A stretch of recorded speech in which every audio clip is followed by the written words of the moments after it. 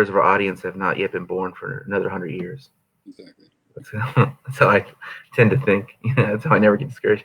All right, we're live. We're joined this hour by the preeminent George Cicarello Maher, who is a scholar, organizer, seminar leader, bad boy of all kinds of social media. That we're not gonna give any one of them any kind of prominence. This is George's hour, not theirs. So I'm really excited to have you. I'm thrilled to have you. I am shocked to have you for this hour. So George, can you tell us a little bit about how you got started? Where's take us through Little George to where you are, where you sit today.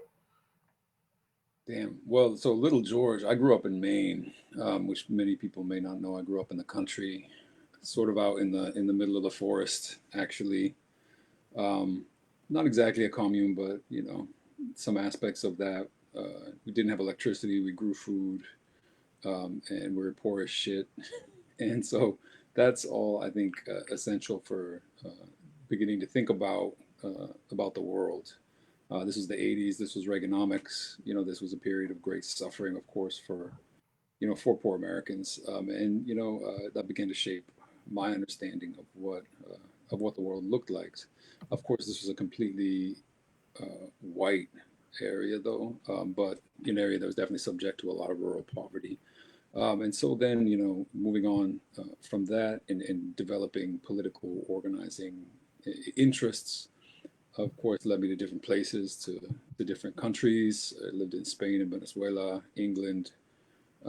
Began to this whole time study political thought, political theory, with a focus on kind of radical thought, organizing in different spaces, and then eventually moved to the Bay Area to do a PhD in political theory while also organizing around particularly questions of police brutality, police violence in the Bay Area, um, leading up to then, of course, the murder of Oscar Grant on January 1st, 2009.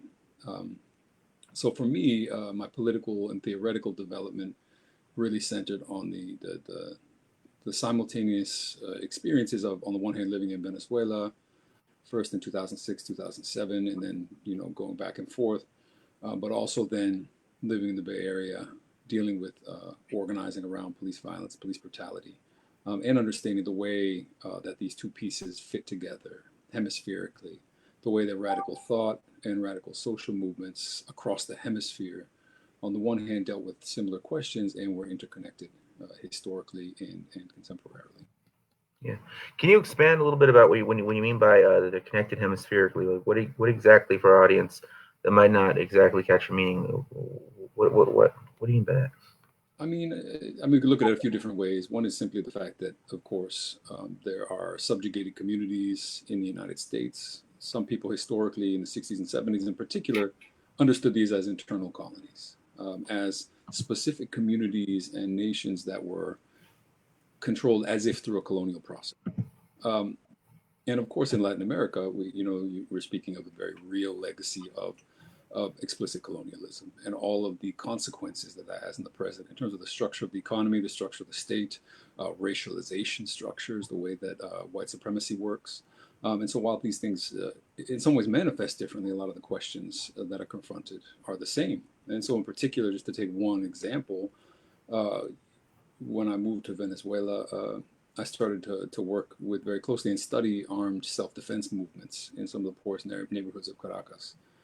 And my first reference point was always to the Black Panther Party, and to the experiences of trying to claim self-defense within the context of white supremacist United States as well. And I always saw these kind of connections there and the way that people mobilize around them.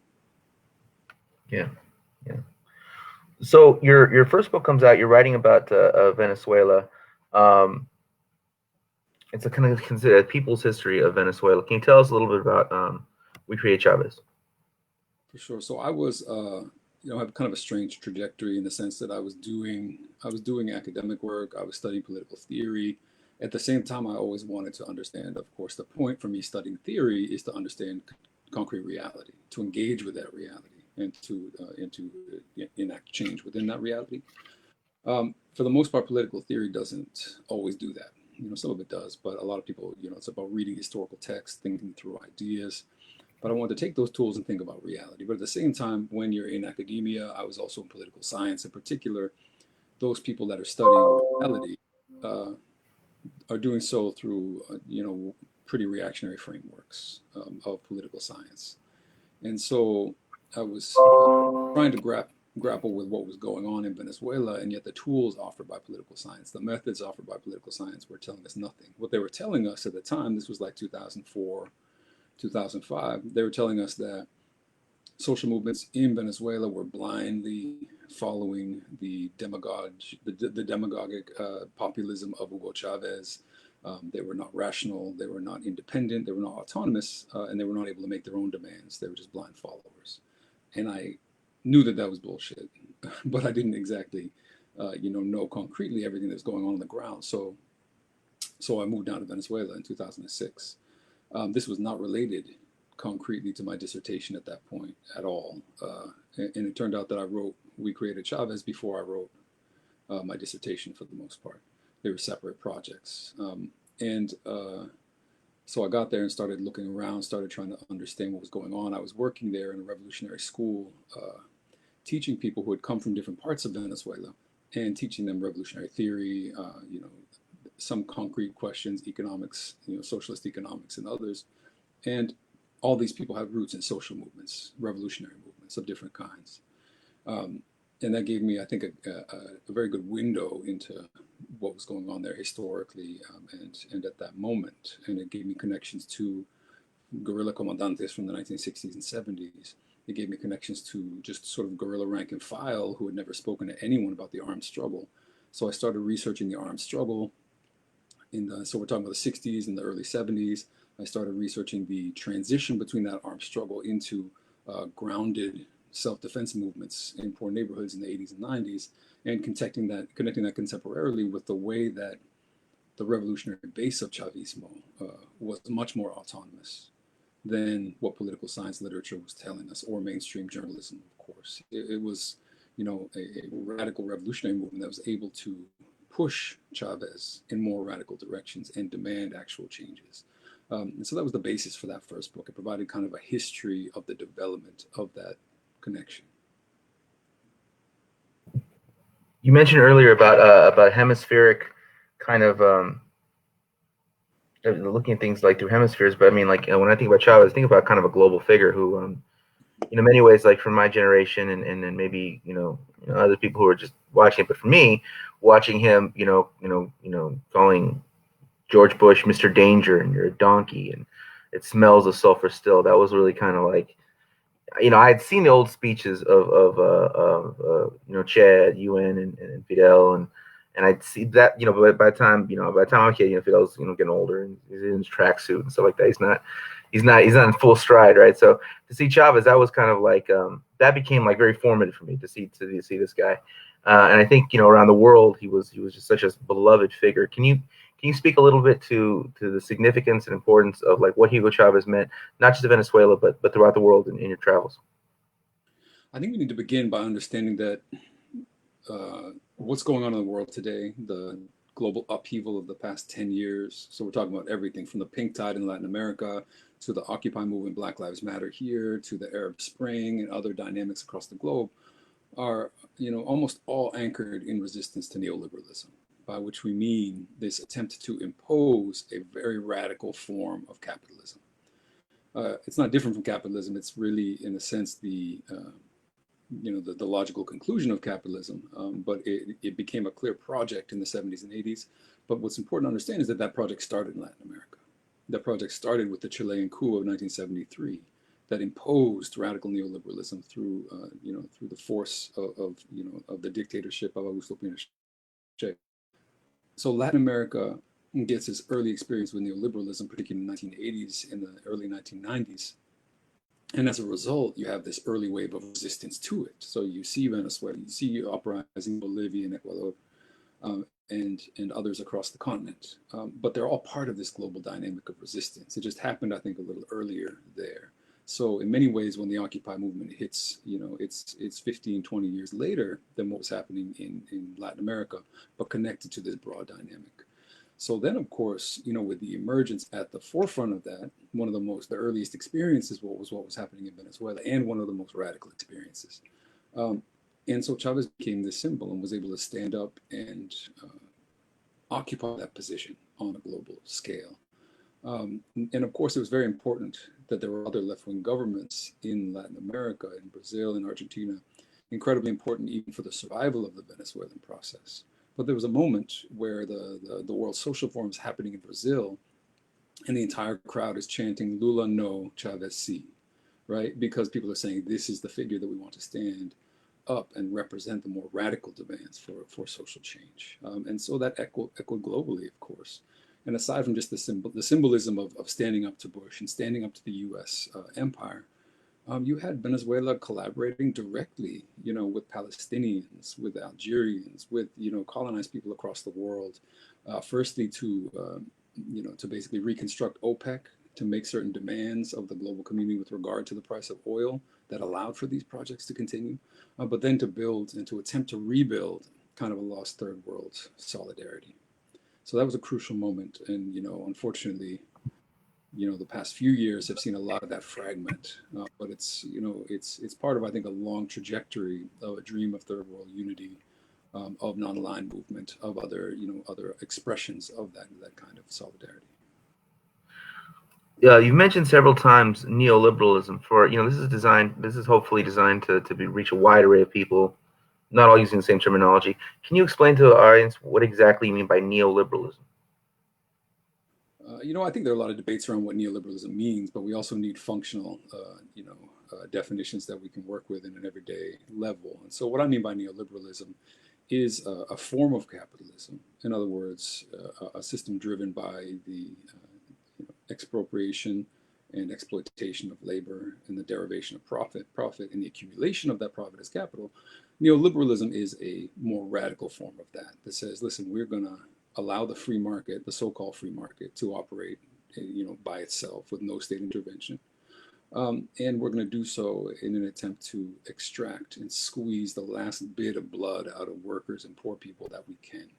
Now, the irony of neoliberalism, I mean, it's not really an irony. It's in many ways the secret, or the open secret of neoliberalism, is that it talks about not having the state, but it always uses the state. First of all, because people don't want this. And so when you see it imposed in Latin America, it's by force or by fraud. It's by trickery. It's by violence. It's by dictatorship, because people don't actually want, they don't actually want to live, under these conditions. And then secondly, and this is no secret either, is the fact that rich people, corporations, capitalists, they use the state. Of course they do. Like, they would be stupid not to. They're rich as hell. They can buy legislators. They can buy power, buy support. And as we see, of course, very radically in this country as well, the pushing through of legislation that allows them to just reap more and more benefits. So that's what we see as, I think, a higher expression of neoliberalism. Now, the thing about capitalism, I think, is that when you push it to this sort of radicalized neoliberal stage, it becomes more crisis prone, right? So you see the 2008 crisis that emerged, and people rightly say that part of that was deregulation. In other words, taking the state's hands off of what capitalists could do. And capitalists went wild and pushed the whole system to the breaking point. So there is a crisis tendency within capitalism itself that in these sharper forms of neoliberalism is always just running right up to the edge.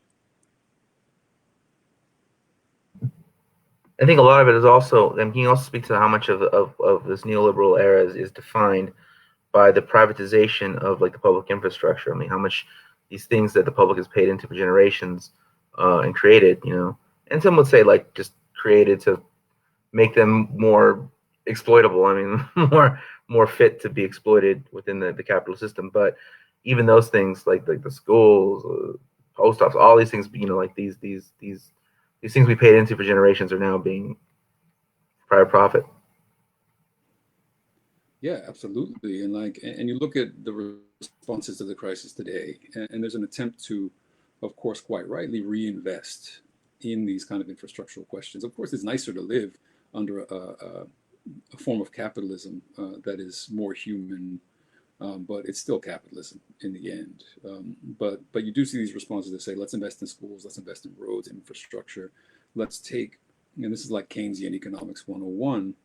In the moment of crisis, let's not stop using the state. Let's use the state more. Right? Let's pump a bunch of funds into, into the into the pockets of people through work, or right now through stimulus checks. It's funny that in a crisis, even the most capitalist of the capitalists are voting for stimulus checks because they know the system will collapse otherwise.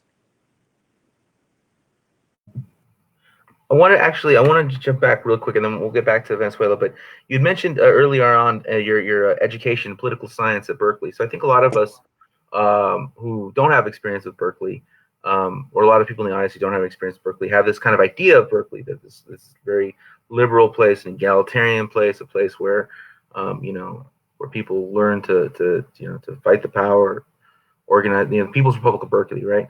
But that's largely a myth. And can you speak to like what the real UC Berkeley is like?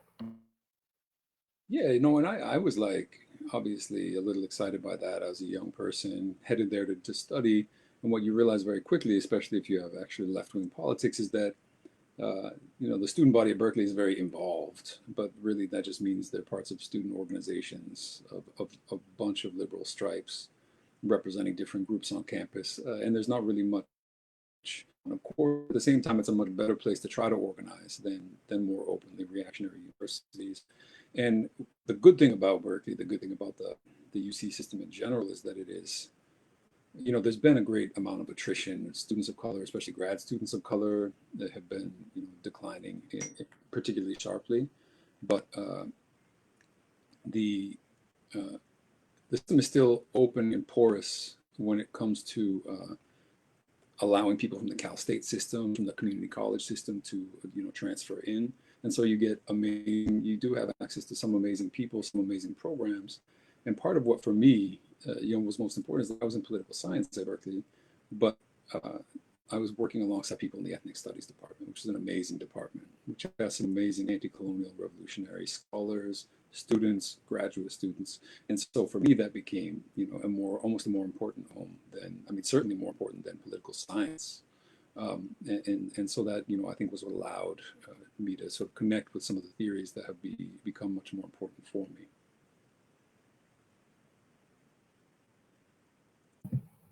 So prior to the election of Trump, not really used to seeing like right wing marches of any size in the United States. At least I'm not, right? So I would see like there'd be Klan rally, there'd be like 12 Klan members, a bunch of cops protecting them, right?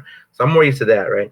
But other than the anti-abortion ones, those were gangs of people. But for the most part, rallies here in the U.S. kind of left wing. So it was very confusing for me, and I think many others, to see these really reactionary marches in Venezuela, always smaller than the pro Chavez one, but like with a decent number of people in the streets. Can you speak to like what was going on with those reactionary marches? Like what were they saying? What were their chants? What were their slogans? If we're talking about so of course, as soon as this political project in Venezuela got underway, there was immediate opposition, immediate reaction, which is interesting because Chavez initially was kind of disguised as a middle of the road social democrat almost. But as soon as he began to make even just the beginning of some changes, there was a fierce reaction that led to an oil lockout, a coup, a violent, bloody, fighting in the streets, people being shot in the streets and having that blamed on the government in 2002 as a justification for the coup. Um, and what some people, I think, maybe in the U.S. don't understand is that the Latin American right is more openly fascistic, I think, than even many elements of the U.S. right. The willingness to say, listen, you know what, Pinochet, the dictatorship was good. You have a president of Brazil right now who openly celebrates the Brazilian dictatorship as having been a good thing. You have many people in Argentina and Chile that celebrate the legacy of their dictatorships because they allegedly got rid of communism. And so these are the kind of people that spearhead opposition to Chavismo. Of course, they're able to pull, more middle class, people into these movements. But the backbone of these movements is utterly reactionary. And during one of the big waves of movements, what was interesting was that, of opposition to Chavismo in recent years, after Chavez's death in particular, what was interesting is that these movements in Venezuela, right-wing movements, tried to fly kind of under the cover of like the global upsurge, of Occupy, of the Arab Spring, and say, we're part of this global fight against authoritarianism, as they put it. But actually, Roberto Lovato went down there and published an article after interviewing people at these demonstrations and found out that they didn't identify with left-wing causes at all. They didn't identify as anarchists or socialists or communists. And for the most part, they identified with, again, with Venezuelan dictator, with the right, with the free market, with untrammeled capitalism. And so these are right-wing movements, fundamentally speaking. It's just that they've been able to, in certain moments, and today as well, um, basically masquerade as being against what they call a dictatorship.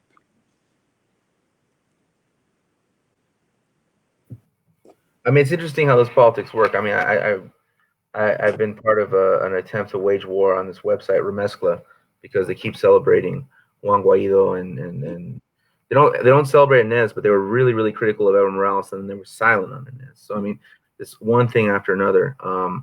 And again, it was in this positive light, like this is a great leader. He's doing these things, he's like the Martin Luther King of Venezuela, that sort of, those kind of politics, like Yeah, that's very much absolutely. like the way in Eastern Europe, the fall wall, like Václav Havel type stuff, Yeah. right? So can you speak a little bit to the tragic comedy of Juan Guaido? I mean, Juan Guaido, what's interesting is that, Oh, so people that don't know, he just appeared all of a sudden as claiming to be the president, claiming to be the interim president of Venezuela. And, I don't want to go through all of the technicalities, but it was absurd. He was really only even in the National Assembly because he was a placeholder. And then he became named the president of the National Assembly through a power sharing agreement between different right wing parties and their own corrupt dealings. So he wasn't even a member of the majority party in the National Assembly. And as soon as he became the president of the National Assembly, he took advantage of bullshit claims about the previous election, which didn't even make sense constitutionally what the opposition was arguing, and said, okay, suddenly I'm the interim president of the country. But this should just be understood as yet another attempt in a long string of attempts to get rid of Chavismo. Incredibly cynical.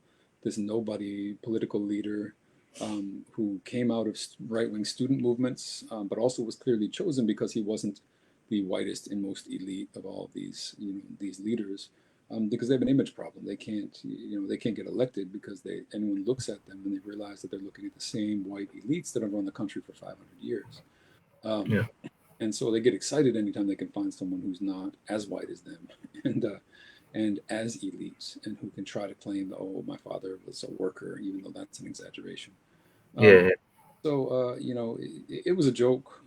Unfortunately, it was a joke with material consequences. It laid the groundwork for several coup attempts, including a military coup attempt, an attempt to create a conflict at the Colombian border by forcing so-called fake aid across the border.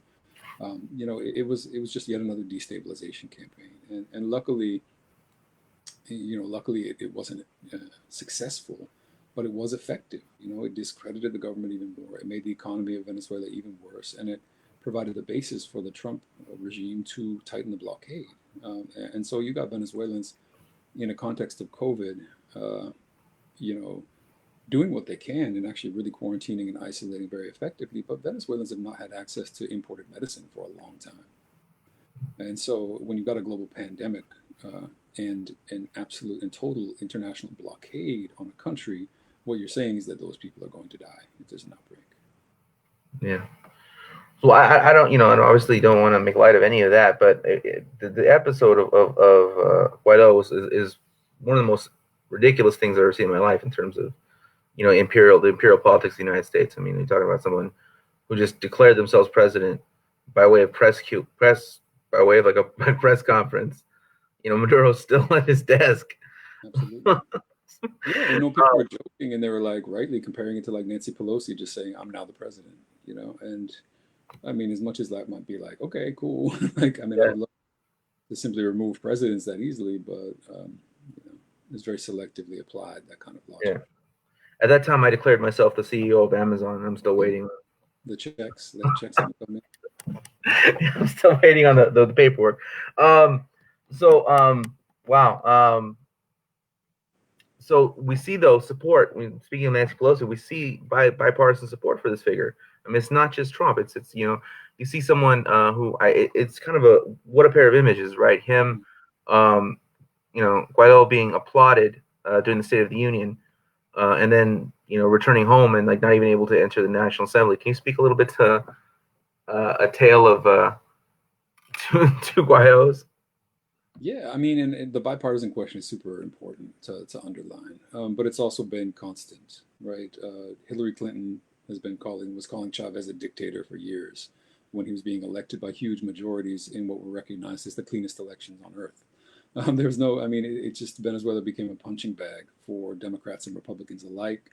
Has to do, of course, with the legacy of Cuban American organizing in Florida, and the fact that Venezuela had become the new Cuba, right? It became, this is how you proved your dedication to support Latin American elites was by beating up on Venezuela, declaring Chavez a dictator, and making clear that whose side you were on.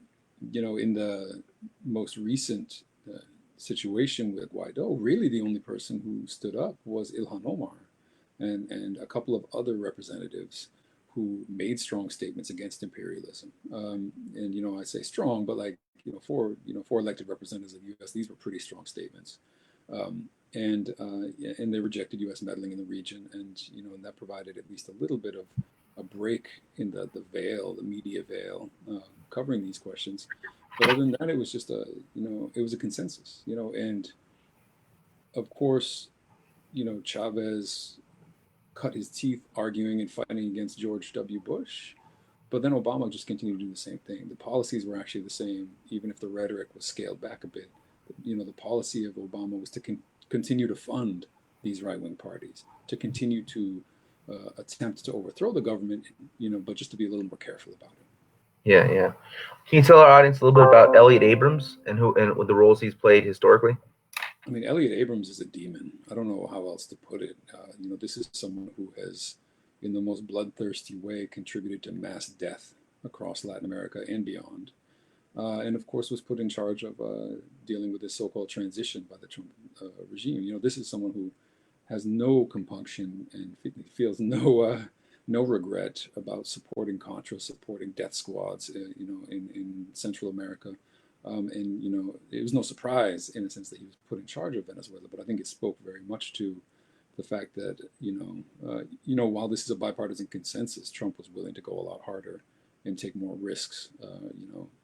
Risking his own image, of course, whatever image he has, to really put the most ferocious cold warriors and anti-communists, counterinsurgents, in charge of things. And this is John Bolton as well. It's the whole range of these people. Yeah, right. So that's kind of an interesting thing to me when we talk about John Bolton, because on the one hand, I mean, you do see Trump as a kind of an escalation of all that's wrong with the United. I mean, just the more brutal aspects of the United States. And definitely, I mean, I wouldn't, I'm not so whatever as to not take note of the escalation, but at the same time, you see John Bolton, who was one of the most vicious, whatever, and for like a 2 week period, he was kind of like a hero of the quote unquote resistance. Uh, can you speak to that?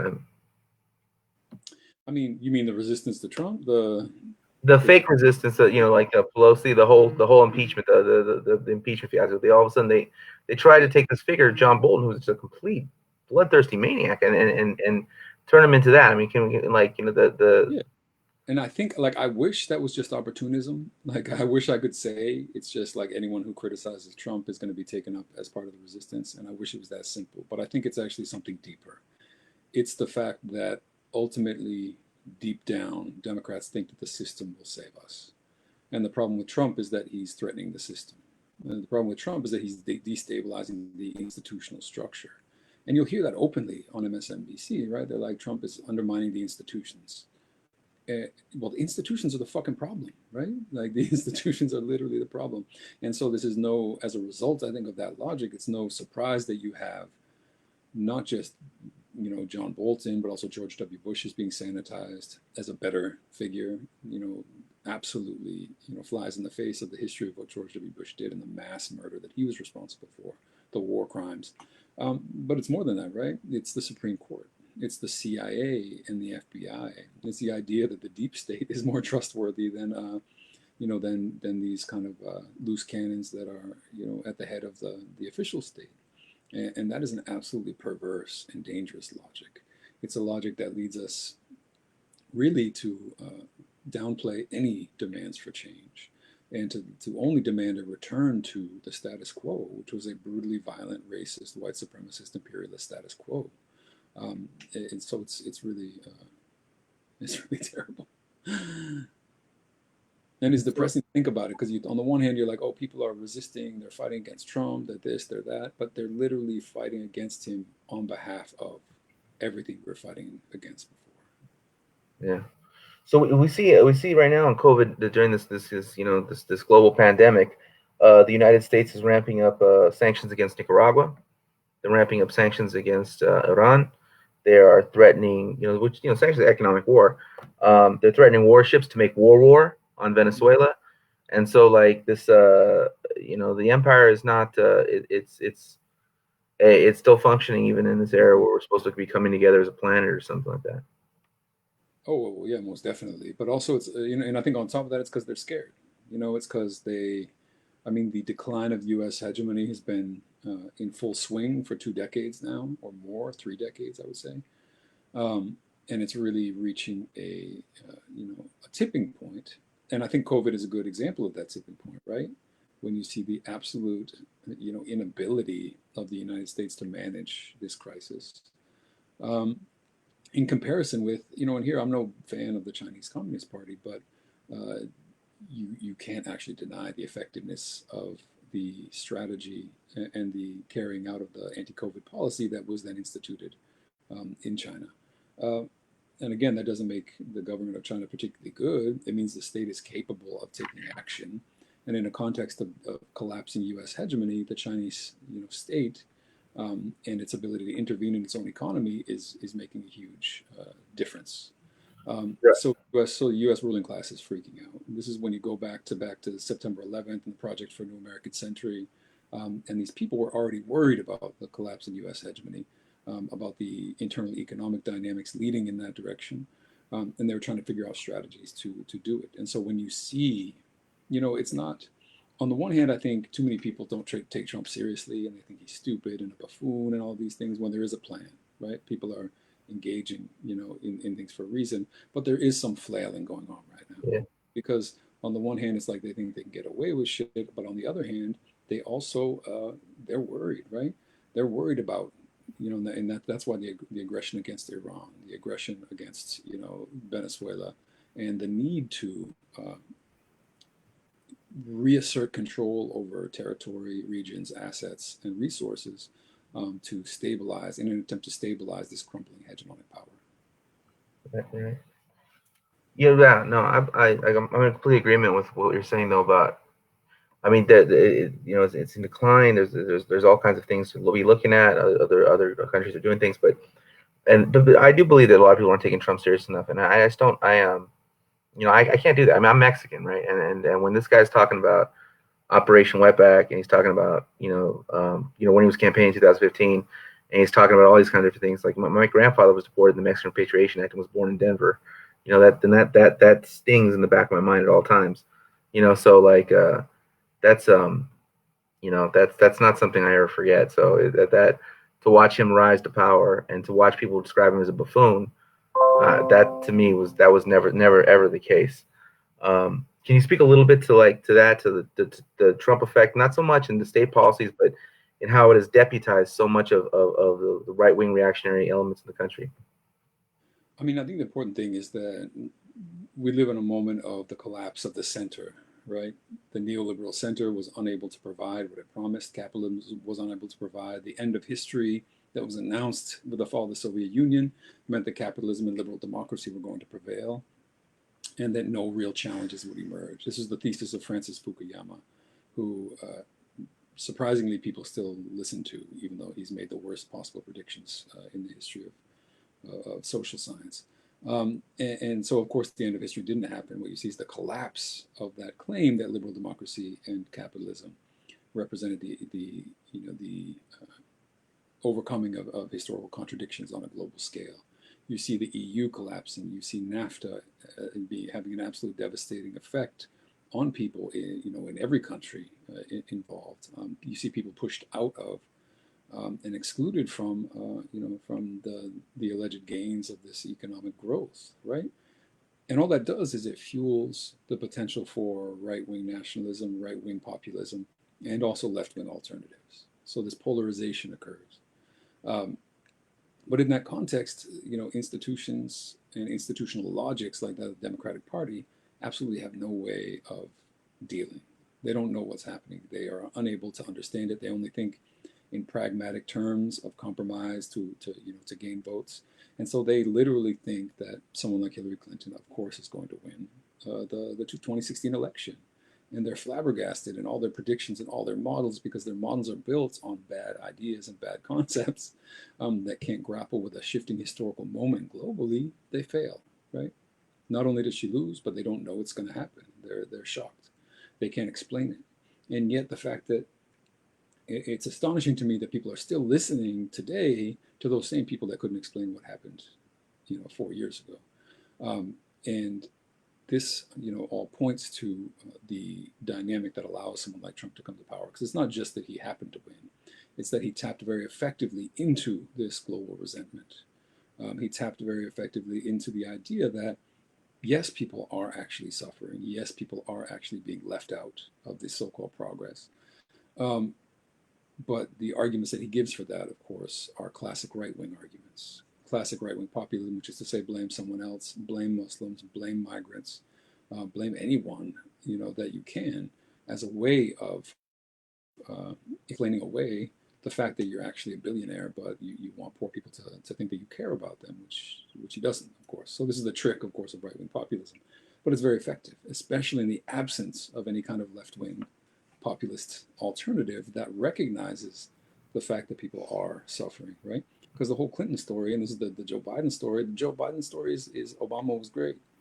The Obama presidency was great. That's the entirety of his campaign. But if you try to explain that to the millions of people who were deported, or if you're trying to explain that to people whose, black and brown peoples and poor white people whose lives did not improve under Obama, despite economic growth, then you're not able to explain much at all. So Trump taps into this at the same time and through the same mechanism that he is supported by and expresses support for fringe right wing white nationalist elements. Everything from fascists to neo Nazis, neo Confederates, neo traditionalists. All of these sectors see Trump as their ticket to the White House. And for a while, it actually seems like that's true. Steve Bannon, the advisor to Trump, is a white nationalist. He was really the gateway through Breitbart for the alt right to influence government policy. And in a way, I think that only lasted a few months. The I think Bannon is someone to be taken very seriously as a thinker, not a thinker, but a strategist. I'll put it that way. I think his way of deploying chaos and conflict in the course of policy. Again, liberals don't grasp it, but there's a reality there and effectiveness. Um, but Trump was forced very quickly to choose essentially between the white nationalists and the deep state, Yeah. and he did, right. And this had a lot of different, I think, parameters. One was he going to be a protectionist or was he going to bomb Syria? And he ended up bombing Syria. Was he going to be, actually support, poor, resentful whites, or was he actually just going to be a capitalist? And he chose just to be, of course, for the most part, a standard capitalist. He makes these pivots toward right-wing populism rhetorically, but he actually doesn't follow through with the policies. So I think the far right was emboldened. They certainly were emboldened when they attacked me, when they attacked so many others. That was the moment of their upsurge in 2017 in particular. Um, but you know, but ultimately, I think they were shut out, and so now the situation is a little more dangerous, where the far right is splintered. Many have been pushed into armed movements, and they've been carrying out attacks, mass murders in El Paso, Pittsburgh. Similar to what happened in New Zealand, all based on the same theories of white replacement, white resentment, and white victimhood. Yeah. Um, and so, I think Trump has shown his true colors as being just a regular capitalist, which was always going to be the likelihood all along. But that doesn't mean that we're out of the woods when it comes to the far right. I always thought to me, I viewed the whole thing with existential threat because the Mexican thing was so like reoccurring. But when I saw the trip to Saudi Arabia, and I see Bannon freaking out, and I see Rex Tillerson and Trump acting like good old frat boys, all happy. Mhm. Like, Yeah, it no, seemed like that was the direction he was going to go in, right? these were contradictions, absolutely. Yeah. So we have some questions from the audience. Gilbert Belmontes asks, Cubo, is the empire crumbling? I mean, I think it has been for some time. The and I think I mean, there are people that are better at explaining this probably than I am, but part of the explanation is economic, and it has to do with long-term, global structures of competition. It has to do with the rise of China. Um, but I think it's also true that these things don't crumble all at once, and that there is a very real global interdependence between China and the United States, for example. I mean, China can't just pull the trigger and destroy the United States without destroying its own economic growth at this point. And it's entering into a period of not crisis, but certainly of slowdown over the past almost 10 years. And that, I mean, for people that don't know, that's a huge part of the economic crisis in Latin America, was Yeah. the decline in Chinese demand for raw goods, steel, and other raw goods that contributed directly to the crisis in Latin America. So you have things happening on a global level in the long arc, right, of the past 40 or 50 years. Absolutely, the power of the United States globally is declining, and the question is, what kind of system will shake out in the future? Yeah.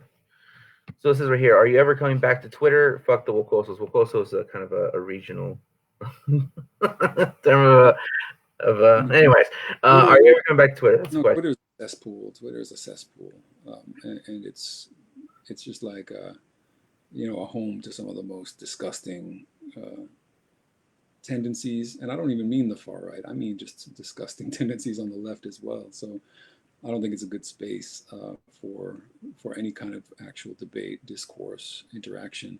It's a weapon, it's a tool, and I'm someone that always thinks that it's necessary to use effective weapons. And that explains, I think, why I was on there for as long as I was.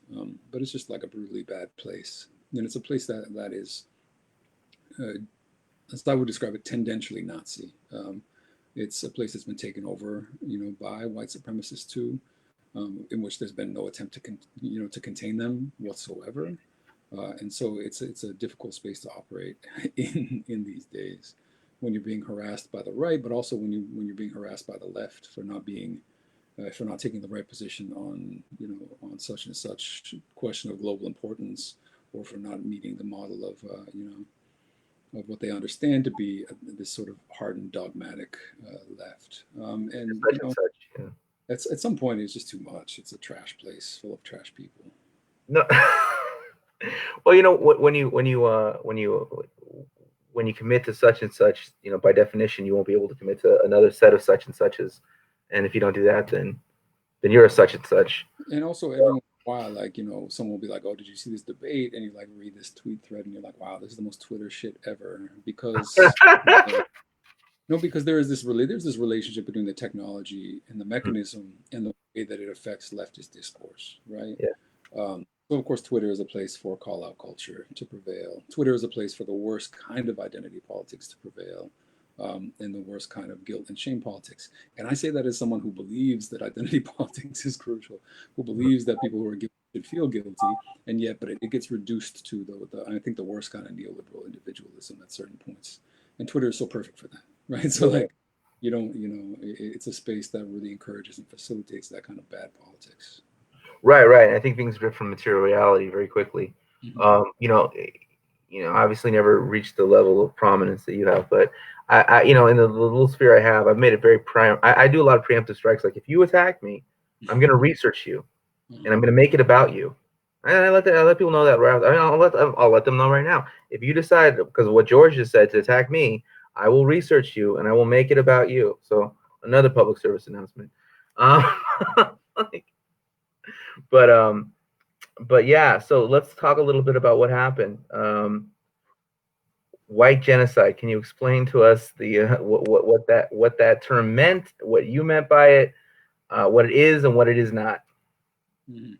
Again, we're talking about the narrative and the theoretical foundation of the far right globally right now. The idea of white genocide is the idea that white people are being displaced, replaced through diversity politics, interbreeding, low birth rates, and it's the foundation of contemporary white resentment globally. It is the direct cause of the mass murder at Christchurch, New Zealand. It is the direct cause of the mass murder in El Paso. I mean, the clarity with which these theories are directly linked to mass murder is undeniable at this point. I think when I came under attack, it was less well known, and one of the, and that was that was a terrible period in which my life got all turned upside down. And the only good thing is the fact that I think it led to people really understanding better what the far right was up to, what they were about, how they were attempting to sanitize their own theories by saying, well, no, we're not white supremacists. We just believe that white people are victims, right? We're not white supremacists. We just believe that white people are under attack and being genocided. And the existence of that attack is what demands radical action by the far right. So if you believe that your so-called people are under attack, you must go on the offensive. That's what the murderer in El Paso said. He said that he was doing that to protect, to himself monitor the border by killing Mexicans. And so, this is what the far right is up to. It's essential to their worldview, and it's on top of that the way that they tap into mainstream white resentment, and that's why they go to colleges. That's why they go to spaces filled with young white men, who, have not been taught to be white supremacist in an open way, but do feel that they are the victims of affirmative action, the victims of so-called political correctness that tells them that they can't say whatever they feel. And so this is a very effective tool. And so the goal was to kind of pierce that a little bit, to provoke a debate. And I think that, undeniably happened. You had Teen Vogue to the New York Times talking about it, and talking about the fact that ultimately this is an absurd right-wing fantasy that justifies white supremacy and white nationalism. Yeah. Um, so one of the biggest things that's all it kind of swirls around, right, is this question, this thing called the 14 words, right? Mm-hmm. So we must secure a future for our white children, right? Yeah. So when I hear that, like, because I oftentimes hear that, like, well, we need to fight racism with class consciousness and da, da, da, da, da. And it's done in very broad strokes and not very not dealing, not, I mean, because like racism emerged from colonialism, which is economic. I mean, but anyways, but that's an economic argument. Like, I need to secure the future economic well-being of my white children. Mm-hmm. Fuck you. I'm gonna kill you. I mean, that's not economic, right? So can you speak a little bit to, like, what do we actually need to do to confront these ideas, and also what I like, why it can't just be this, like, hey, white brother, you're also suffering, and then, like, and Yeah. see my suffering. I mean, why that doesn't really necessarily work. Yeah. I mean, colonialism is precisely the explanatory factor that allows us to understand the fact that economics and race are never separable, right? Part of what colonialism does is, of course, it's a system of economic extraction, exploitation, genocide, dispossession, and that relies on a racial logic that actually invents, in many ways, a new racial logic to explain its economic, requirements. Um, and so there's never been a question, an economic question that's had nothing to do with race, and especially in the United States, where chattel slavery instituted an even sharper racial division. So everything is suffused with questions of race. So oftentimes, if you hear someone talking about their own economic well-being, the resentment that's built into that is precisely the idea that someone else is benefiting and I'm not, right? And that someone else has, especially in the past 60 years, been Black and brown people in particular. The criminalization of welfare, of state support, of the state and the public in general has been a huge part of this. So suddenly, anyone who benefits from things that the baby boomers used to benefit from, right? Free education, access to state unemployment benefits, the GI Bill, these kinds of benefits. Anyone who's looking for state support now is considered to be basically an agent of undermining whiteness, because the state has become associated with taking our tax money, meaning white tax money, and giving it to poor black and brown people. And so, the difficulty, of course, as you point out, is what do we do with that? How do we push back on that? How do we transform that perspective? And it's difficult. I mean, I think I'm of the view that in these sharp debates that came out after the Trump election, the question was either, is it that they were all racists, all the voters, or that they were economically suffering, right? They had economic anxiety. And and I think most of the debates really required people to choose one or the other. And I don't think that's a good way of understanding it. We know people were, had their livelihoods ruined by neoliberalism. We know that a lot of those people were poor whites too. We know, as Mike Davis has shown, that that many of the counties, individual counties that flipped from Obama, in other words, voted for Obama, but then voted for Trump, saw factory closings. They saw the disappearance of jobs. But the question is, and I think the mechanism that most people miss and don't understand, is the fact that, of course, when you have economic suffering in the black and brown communities, those people aren't going to become white supremacists. Like there are plenty of reasons that explain why that's true. But the inverse of that is also that when there's economic suffering and deprivation in poor white communities, there are concrete mechanisms that turn people to the right. There are churches, there is talk radio, there's an entire historical narrative that push people in that direction and use their resentment and use their suffering, to shift toward a right-wing populist alternative, so that Trump can promise new jobs. I mean, otherwise he wouldn't make those claims. He wouldn't demand, that that factories open up and provide new jobs if he didn't think he was speaking to a base, which he is.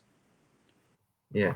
Well, I think that, like we're talking about people like, maneuvering in their own economic self-interest, but if they're demanding to maintain these, kind of colonial relationships that are given to us by the past 500 years, that's going to result in this. So what it seems like we must do is decolonize dialectics.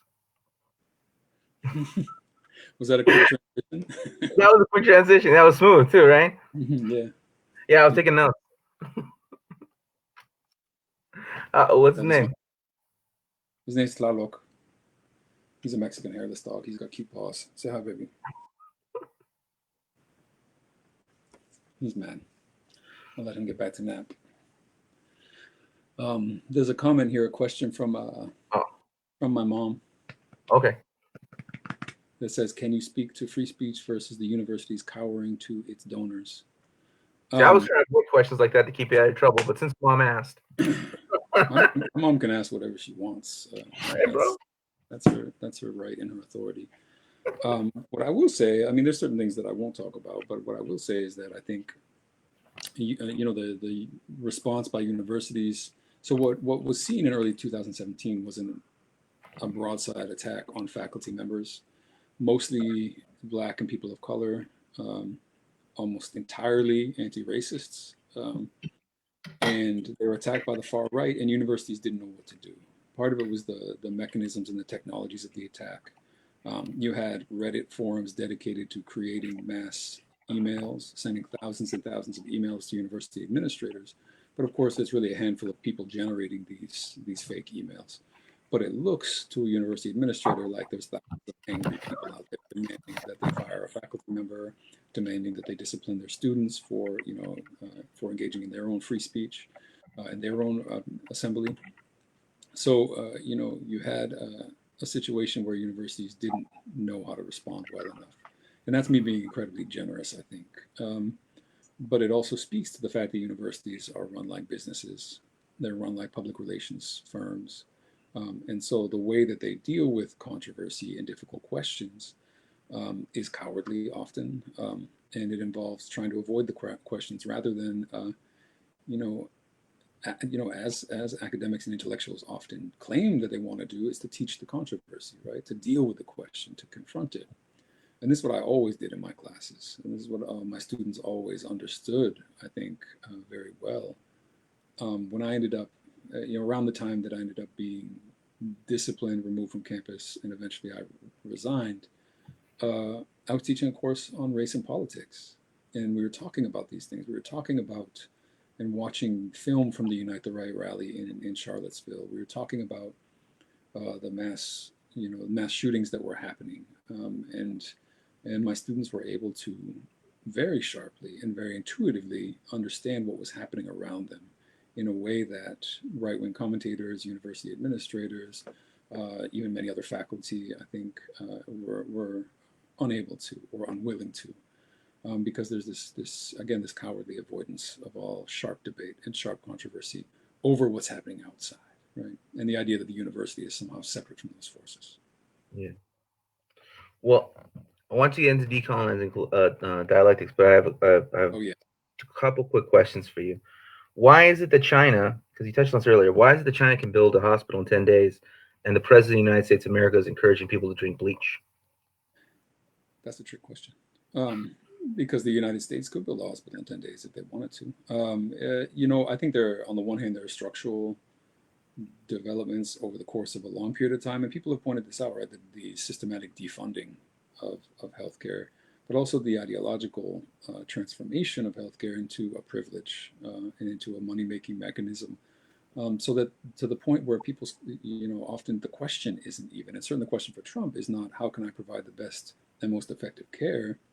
It's on the one hand, what will keep the donors and the investors happy, and on the other hand, how can I reap the benefits of this crisis? How can I transform this in a more neoliberal direction? Um, so this, there's the question has to be asked. You have to want to provide healthcare to people. Otherwise, you won't even be able to begin to deal with the question.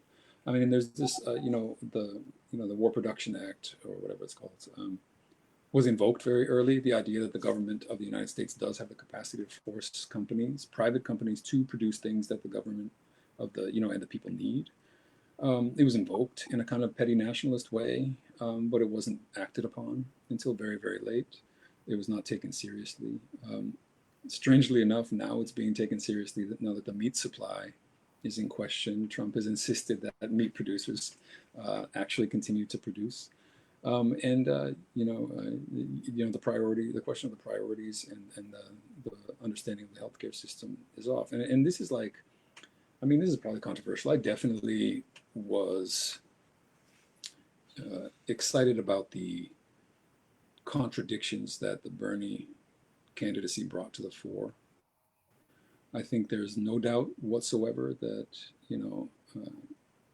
most of what he was saying about healthcare has been proven correct. Like this is not even like what he was saying was right. Yeah. What he was saying has been proven true by the pandemic. Yeah. Existing state, situation of the healthcare system and the government more generally in its priorities means that people are dying in mass numbers that wouldn't otherwise. Yeah. Um, and points to, on the one hand, for him, like a social democratic alternative, but I think one that would have made a dramatic difference and opened up, crucially, the most important part for me would have opened up um, a radical space for much deeper, more profound debates around socialism and communism. But don't you feel like he's kind of become a loyal opposition within the loyal opposition at this point? I mean, I don't think anyone expected anything different. And also, like, this is, I'll stand, but like, I Yeah. mean, it's what he was going to do regardless. I think now that we're stuck with kind of the lesser of two sexual assaulters, I think there's going to be actually a crisis. And, I wouldn't be surprised if Biden steps down and someone else is put in his place. But that system won't will do everything it possibly can to prevent that person from being Bernie, right? It'll be Andrew Cuomo or someone else. Ridiculous. That's ridiculous. That's ridiculous. I mean, man. No, I agree with you, and that's and I'm not. What you're saying is not ridiculous. The fact of it is the grotesque absurdity we live in. Well, So we're coming up on the hour. Can you tell us a little bit about decolonizing dialectics, where to find it, and your two upcoming projects? yeah. So I mentioned earlier that my dissertation was not my first book. It actually ended up being my third book. Decolonizing Dialectics started as my dissertation. It was about thinking through the role of conflict in revolutionary identity and revolutionary struggles. at the very limits of dialectical method, so the method of Hegel and Marx and many other socialists and communists. But it was always motivated by the question of whether it was possible for these kind of dialectical Marxist approaches and theories to truly accommodate revolutionary anti-colonial struggles. Because you have this dynamic and this tendency where, even just in a biographical way, like Black revolutionaries and anti-colonial revolutionaries become Marxists, join parties, but then they also, but then they also leave those parties. They resign from official communist parties because those parties don't know how to grapple with the realities of racialized and colonized existence, and they don't do so effectively in their organizations. So you have these constant tensions and struggles, and that's the kind of line that decolonizing dialectics tries to walk. And it deals with revolutionary thinkers. So he's on alert. It deals with revolutionary thinkers from Europe, Georges Sorel, French syndicalists, but then it centers on Frantz Fanon and the philosopher of liberation, Enrique Husserl. And it has a chapter as well on contemporary identity dynamics in Venezuela that provides a kind of theoretical gloss for things I've discussed in other books. I didn't mean to smirk during that, but there are people who will be watching this, seeing me smirk. You know who you are, and you know why I smirked. So, anyways. Anyway, so the point is to ask whether or not we can reclaim a decolonized dialectical method. And it's a little theoretical. I mean, it definitely is, but I think it's also, the goal is for it to also be useful and for it also to be, able to break down certain questions. When it comes to things we talked about, right? Identity politics. I think all politics is identity politics. The question is how these identities are forged, how they bring people together, and what kind of struggles they set into motion. And the goal, of course, is to contribute to the idea of building revolutionary identities on a global scale that are not just limited to the frameworks of traditional Marxism and traditional European thought. So that's really one of my favorite books that I've done. But the next projects that are coming out, another one, a short one on what's called The Cunning of Decolonization, is on decolonial resistance. And it's on the idea that it sets out from the fact that often when colonized and racialized peoples resist and rebel,